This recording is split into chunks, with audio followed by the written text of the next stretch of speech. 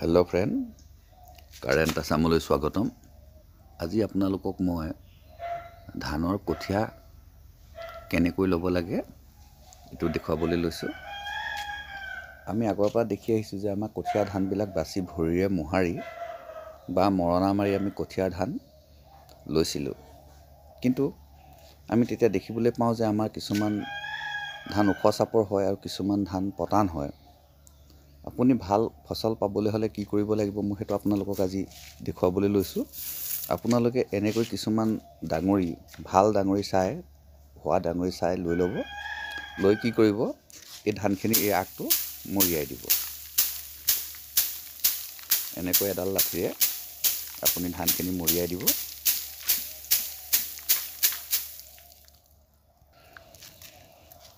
এতিয়া আপোনালোকে দেখিবলৈ পাইছে যে এই ধানৰ আগখিনি সৰি গৈছে, ধানৰ আগখিনি তললৈ পৰি গৈছে। এই ধৰণে ধানৰ যিটো ডাঙৰি হয়, সেই ডাঙৰিটো আপোনাৰ এনেকৈ বেঞ্চ এখনৰ ওপৰত তুলি লৈ ইয়াৰ অকল আগ ধানকেইটাহে ল'ব লাগে। ইয়াৰ এই গুৰিফালে যিবিলাক ধান আছে, এই গুৰি ধানটো এৰি দিব লাগে। আপুনি যেতিয়া অকল আগ ধানটোৱে ল'ব, ধানৰ চিৰাটোৰ আগৰ ধানকেইটা ল'ব, এইকেইটা লওক। আপুনি লৈ বস্তাত ভৰাই থৈ দিয়ক। আপুনি ইয়াক মৰাপাটৰ বস্তাত ভৰাই থ'ব, আৰু যেতিয়া আপুনি মৰাপাটৰ বস্তাত ইয়াক ভৰাই থ'ব, যেতিয়া কঠীয়া পাৰিব হ'ব, তেতিয়া পাৰিব সময়ত আপুনি ধানখিনি এটা গামলাত তিয়াই দিব। তিয়াই দিয়াৰ পিছত যিখিনি পতান ওলাব, সেই সমস্ত পতানখিনি আপুনি পেলাই দিব। ইয়াৰ আগখিনি ল'ব, লৈ মৰাপাটৰ বস্তাত ভৰাই থ'ব, আৰু যেতিয়া আপুনি কঠীয়া পাৰিব হ'ব, তেতিয়া কিন্তু আপুনি গামলা এটাত ধানখিনি তিয়াব আৰু পতানখিনি বাছি পেলাই দিব। পেলাই দিয়াৰ পিছত আপুনি ধানখিনি গাপ দি ৰাখিব।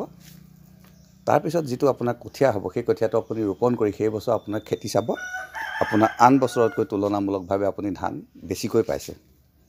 আপোনাৰ কি হয়, কিছুমান কাঠপতান থাকে, সেই কাঠপতানবিলাক কিন্তু গজিলেও কিন্তু সেই কাঠপতানবিলাকৰ পৰা আপুনি ধান নাপায়। সেইকাৰণে কাঠপতানবিলাক সদায় পেলাই দিব লাগে। এইটো অতি মন কৰিবলগীয়া কথা। সমোলনছে আপুনি কাঠপতান পেলাই পেলাইনি কঠীয়াখিনি পাৰক।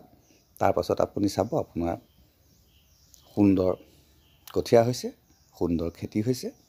যথাসময়ত আপুনি সাৰ প্ৰয়োগ কৰক, আপুনি সুন্দৰ ফচল পাবলৈ সক্ষম হ'ব। হেল্ল' ফ্ৰেণ্ড, মোৰ চেনেললৈ যদি আপুনি প্ৰথম আহিছে, ছাবস্ক্ৰাইব কৰিব।